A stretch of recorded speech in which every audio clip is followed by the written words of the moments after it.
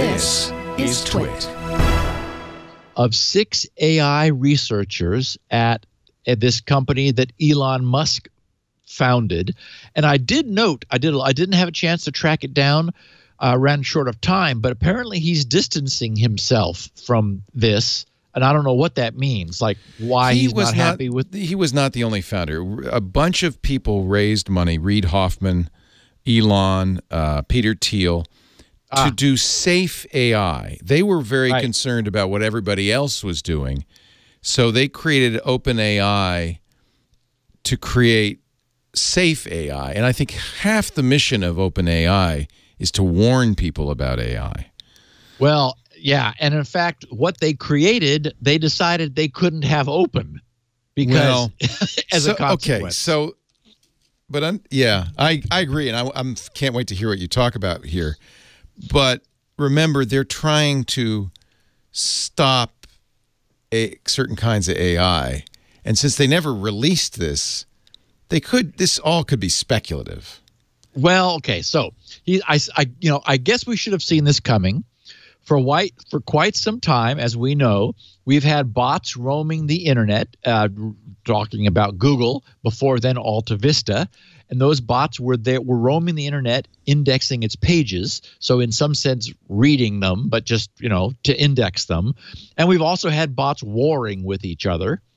And then, of course, 8 years ago, we sat silent, witnessing the stunning performance and success of IBM's Watson on Jeopardy! It was somewhat intimidating since I couldn't have answered most of those questions. And this thing just knew this is just but Steve, if you had access to Wikipedia instantaneously, you could have answered all those questions too. I don't know why people were so surprised at the ability to answer. To me, the amazing thing was the ability to understand. Well, that's what I was just going to say, was to understand the question. Because if you got, if I typed in Wolfram Alpha will do it. Google will do it. It's understanding and then giving it back in speech. It was a little bit of a parlor trick, if you ask me. Yeah. Anyway, it impressed me. Yeah. So, of course, it's one thing for a stylish black cube to sit there. And, of course, now it's doing cancer diagnosis and other expert system AI-ish things. Failing at, I should point out. Oh, is it? Oh, yeah. Oh, okay. Watson has proven to be not nearly as good at some of the things it's been tasked with as they were hoping. Well, and of course we know that much like security problems, they only ever get better; they never get worse. Right. So now what we have is text-generating AI bots, which could endlessly roam the internet, reading what they find and pouring out non-human generated content under the guise of being human, which, okay, for quite a while, we've been living with photos being photoshopped. I mean, so much so that that's now a term, photoshopped. And of course, more recently, we've been growing aware of the possibility that someone's clearly recognizable voice might be saying something that they never uttered. So this spoofing is like entering the mainstream. But in the jargon that we use on this podcast, we would say that those attacks are targeted, photoshopping a specific image or targeting someone's voice. So while that's disturbing, their reach is inherently limited. But that's not the case if text-generating AI bots are let loose on the internet. Okay, so this blog posting was titled modestly, Better Language Models and Their Implications. And in their descriptive blurb, and I think I have a link. Yeah, I have a link at the top of this for anyone who's interested in more details. In their descriptive blurb, they said, "We've trained a large-scale, unsupervised language model which generates coherent paragraphs of text, achieves state-of-the-art performance on many language modeling benchmarks, and performs rudimentary reading comprehension, machine translation, question answering, and summarization, all without task-specific training, meaning just without knowing a priori anything specific. Okay, so I want to share a sample of what this thing puts out. But first, I'm going to share a little bit of sort of their context so we get a sense for what they did. They wrote, our model called GPT-2, which is the successor to GPT. So this is GPT-2, was trained simply to predict the next word in 40 gigs of internet text. They said, due to our concerns about malicious applications of the technology, we are not releasing the training model. As an experiment in responsible disclosure, we are instead releasing a much smaller model for researchers to experiment with, as well as a technical paper. And I'll just note, it doesn't matter. I mean, if it can be done, it will be done. And this demonstrates it can be done. They wrote, GP2 is a large transformer-based language model with 1.5 billion parameters trained on a data set of 8 million web pages.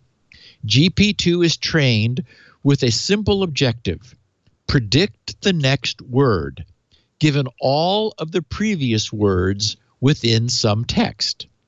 The diversity of the data set causes so if any of us, I know, Leo, you have toyed with, as I have, Markov chains. You know, imagine it's actually surprisingly easy to do. Yes, an incredibly large, highly trained Markov chain where you have probabilities of going from this node to the next one and so forth. So this is sort of that kind of thing where, you know, it can be used to create a predictive model. So they said the diversity of the data set causes this simple goal, that is, predict the next word, but with a huge model. The diversity of the data set causes this simple goal to contain naturally occurring demonstrations of many tasks across diverse domains. GPT-2 is a direct scale up of GPT. So basically they said, wow, this is working. Let's make it bigger. See what happens. They said with more than 10x the parameters and trained on more than 10x the amount of data. GPT-2 displays a broad set of capabilities, including the ability to generate conditional synthetic text samples of unprecedented quality, where we prime the model with an input, and we're going to demonstrate that in a minute. Prime the model with an input and have it generate a lengthy continuation. In addition, GPT-2 outperforms other language models trained on specific domains like Wikipedia, the news, or books, without needing to use these domain-specific training data sets. On language tasks like question answering, reading comprehension, summarization, and translation, GP2 begins to learn these tasks from the raw text using no task-specific training data. That is, just pour the text in. While scores on these downstream tasks are far from state-of-the-art, they suggest that the tasks can benefit from unsupervised techniques, given sufficient unlabeled data and computation. Okay, so they said GPT-2 generates synthetic text samples in response to the model being primed with an arbitrary input. The model is chameleon-like. It adapts to the style and content of the conditioning text. This allows the user to generate realistic and coherent continuations about a topic of their choosing, as seen by the following sample. Okay, so here is a sample of this machine. Can I just ask one thing? Yeah. Did they do this in front of people? Did they like say, okay, come in here, we're going to run this, we're going to let you watch it, it'll be generated, and these people, whoever they are, verified that it was actually generated by this software? I mean, they haven't released the software. No. How sure are we that this actually happened? So you're trusting OpenAI, but OpenAI's mission, sworn mission, is to warn people about the dangers of AI. Well, they've done that, and for me, at least. So, I don't know. I'm not sure I believe it. But go ahead. You know me. I'm gullible. I believe this. So here's what was given to the machine. In a shocking finding, scientists discovered a herd of unicorns living in a remote, previously unexplored valley in the Andes Mountains. Even more surprising to the researchers was the fact that the unicorns spoke perfect English. Okay, so that was a human. That was a human that wrote that. A human wrote that as input to this system that has been generated.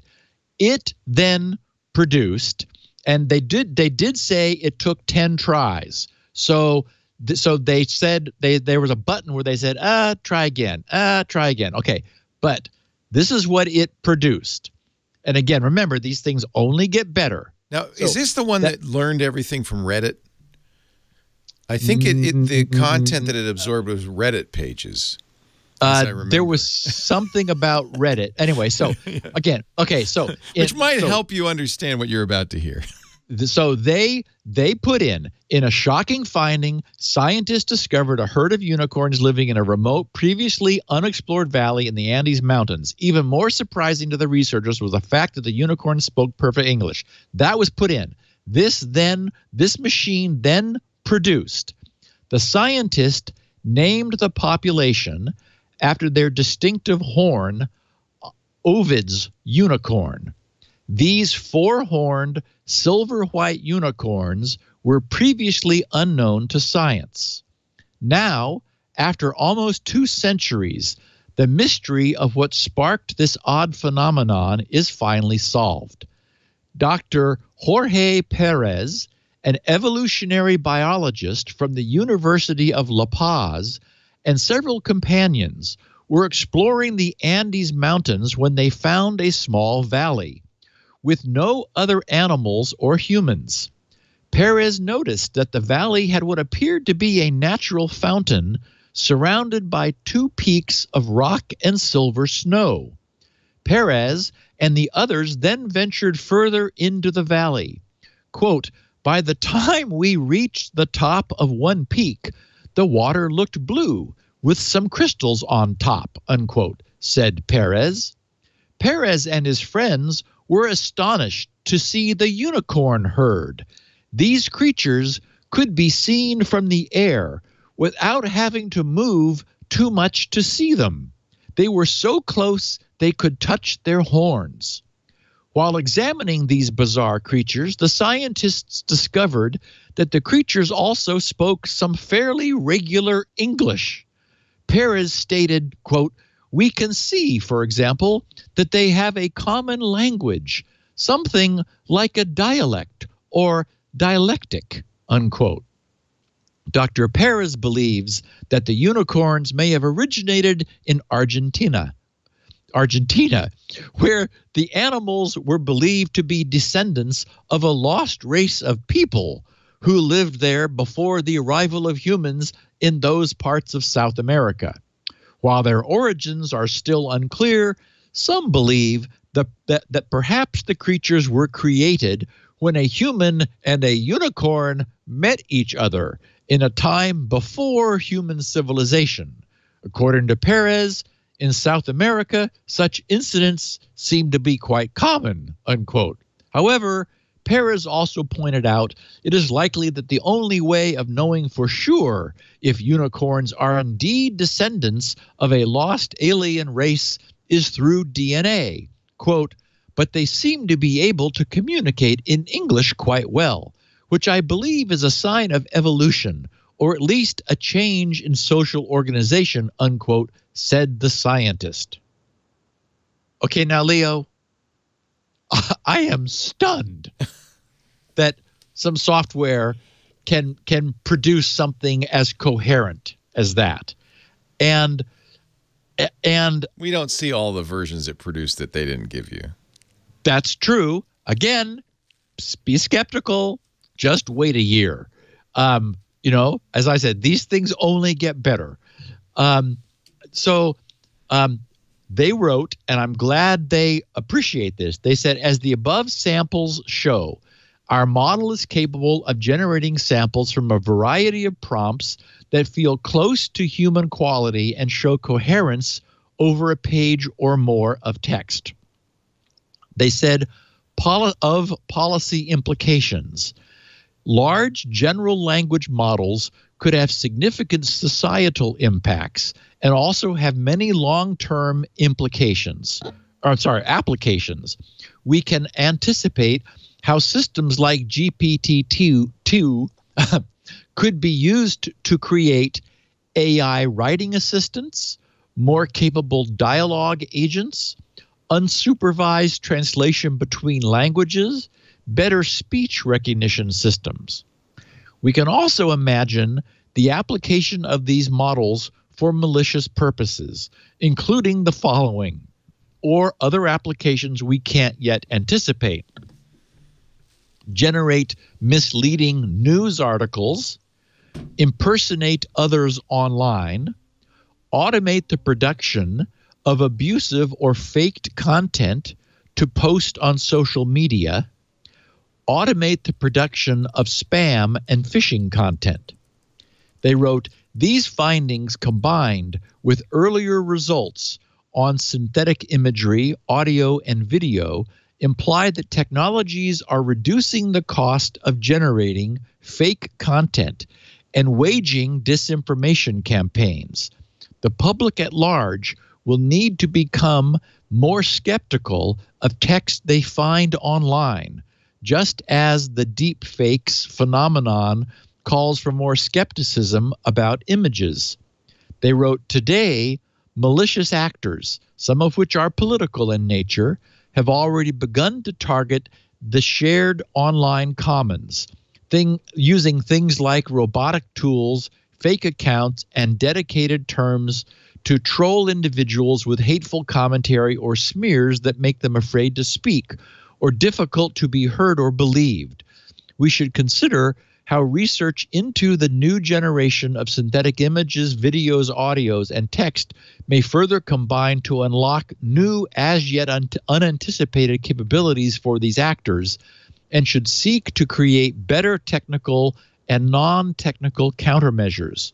Furthermore, the underlying technical innovations inherent to these systems are core to fundamental artificial intelligence research, so it is not possible to control research in these domains without slowing down the progress of AI as a whole.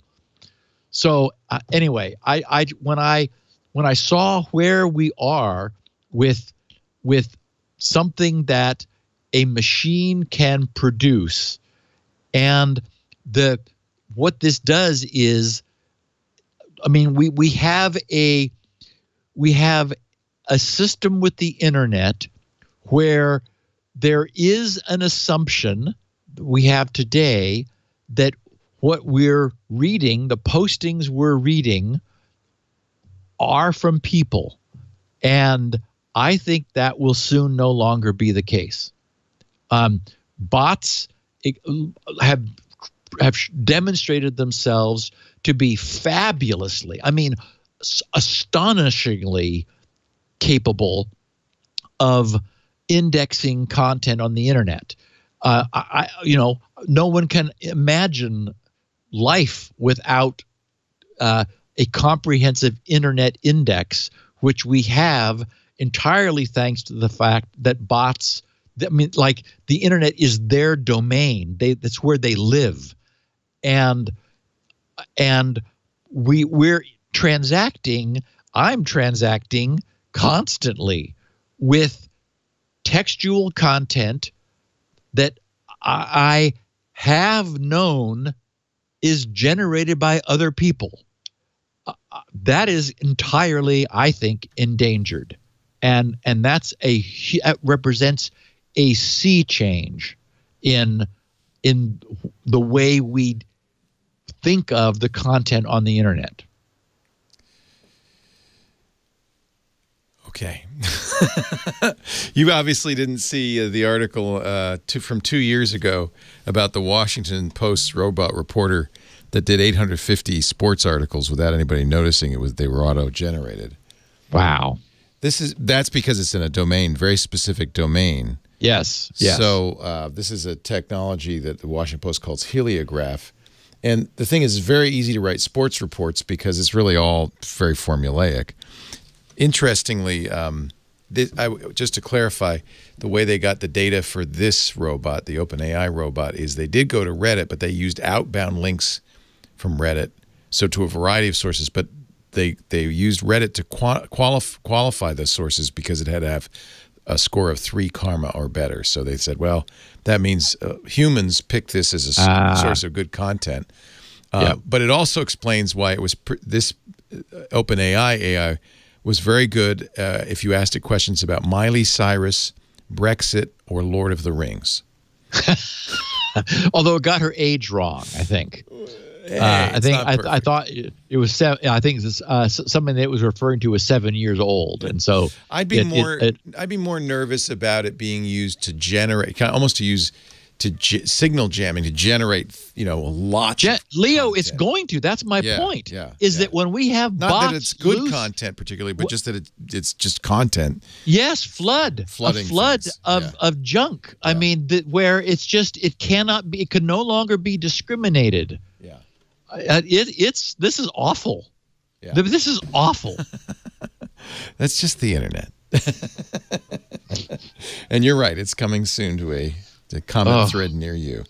On the other hand, there's plenty of humans that can generate endless amounts of crap. No, that's just it. Automation. I mean, it is volume. Unfortunately, it's a flood. What a world! What a world! But that's what we cover here on Security Now. Oh, Lord! I think this is a great topic to talk about in general. Authenticity. On the internet, I think that's a great topic because it isn't just text. It's, as you said, deep